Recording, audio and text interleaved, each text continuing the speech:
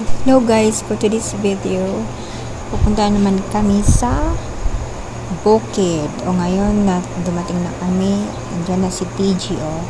Hi TJ, kumusta naman? Anong dala mo, G? Ano ba ang dinadala mo, G? Ayan guys, tingnan nyo sa farm. Okay. Ayan ay hindi pa nagtatanim. Nire-ready pa nila yung taniman nila. Kaya nga andyan natin. Pero maganda ang araw ngayon kasi ang ganda ng panahon. Okay, blue sky. Yan si TG. Hi TG! Kumusta ka naman? Hi! Ayan guys. Pupunta na kami dyan. Kaso si Dada ay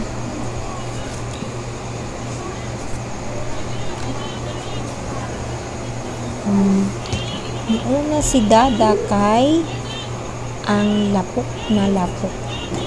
Diba G? Kalapok. As in, ang putik guys.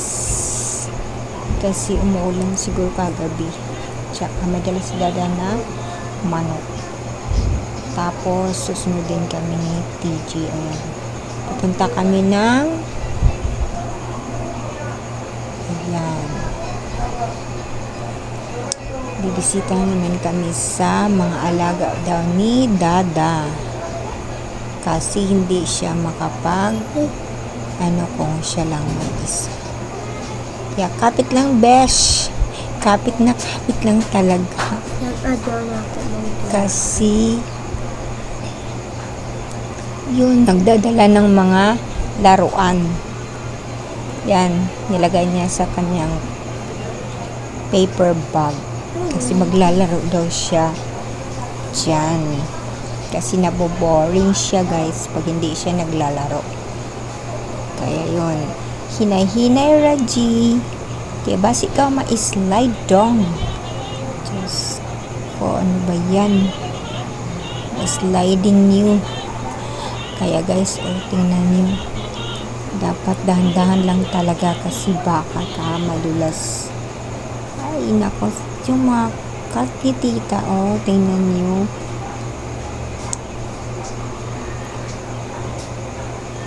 Yan, gusto nilang kumain. Naghanap sila ng pagkain. Ayan si Cooper. Gusto nilang kumain kasi nagugutom na. Ayan, ang daming cat dito. Yan, kay tita yan cat mga guys. Ayan. Okay, yan yung paligid. Yan si Cooper. Talagang tuwang-tuwa si Cooper guys pag may pumupunta dyan kasi gusto niya kumain. Akala niya madala kang pagkain. Ayan, meron naman dyan. Kasi Dada nagpapatugtog pa ng radio kasi para magkaroon ng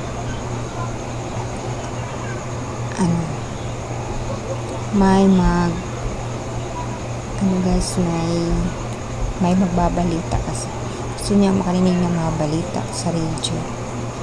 Kaya ayan si Ningning. Ayan, dito naman tayo sa mga alaga ni Dada. Ayan guys, may mga manok dyan. Kaya punta natin yung mga manok ni Dada guys para sa yung kulungan ng baboy, kulungan ni SARS. Ayan guys, ito yun nasa paligid. Andun yung kusino nila ng mama kasi nadatak ni Papa with the catching. Ayan, tapos balik na naman tayo kasi ayan may mga manok pa kasi dito, tsaka yung kambing na dalawa. Ayun, yung kambing pinapakain niya yata. Ayan guys, yung dalawang kambing, si black and white, tsaka si white lang. Siguro si white lang guys. Ayan. Tapos babalik din naman tayo kay TG. Hi TG, nag-umpisa na siya maglaro ng kanyang mga dalang laruan. Kaya, yan, dito tayo. Ako nag-aantay ako ng aeroplano darating kasi dyan, yung bandang yan guys ay ang airport. Yun. Ay nako, bago tayo uuwi, yan. Gusto niyang uminom ng buko. Kaya ayun. Mukatsat na si Spider-Man guys. Ayan. Spider-Man or Superman. Ayan na. Kumatkat na yung dala namin ng buko kasi gusto din niyang uminom ng buko juice bago siya umuwi. Kaya ayan. Ayan guys. Yung mga manok niya, tingnan niyo. Ayan guys. Ayan na. Ayan na si buko man, madala na siyang buko. Ayan, gusto niyang uminom ng buko juice kaya kumuha siya. Pahaw-haw daw. Pahaw-haw bago siya umuwi ng Kaskag. Kaya ayan. Tingnan niyo. Ngayon ay bibiyakin niya yan para mainom na yung juice ng buko. Yan guys, ganyan magbiak ng buko. Ubutasan niya yan para makainom na siya. Pahingi naman dyan da. Ano ba yan? Ano po yan guys? So, ayan. Sarap na sarap. Ayan. Tingnan niyo. Success yata yan pwede na makapag-inom. See? Tingnan nyo. Bibigay sa akin. Ay, ako pa na pinapainom niya. Ayun, iinom.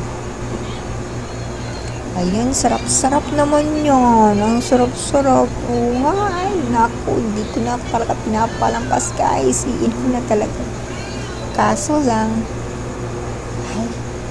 nahiya. Kuda, ikaw naman. Naku daw, hindi na kita. Yan. Si Dada na ulit. Ayan. Sip-sipin mo talaga yan da. Ubusin mo talaga yan da. Ayan. Inuubos mo talaga ng Dada namin. Kasi siguro pahaw-haw talaga yan. Tsaka sarap naman ang niya. Yun. Ang kakain ng kanyang sarap yun guys pag palalo bata pa yung niya. Ayun, sarap yan. Tingnan nyo, sarap-sarap nga yan guys. Dito na lang po kami sa uulitin.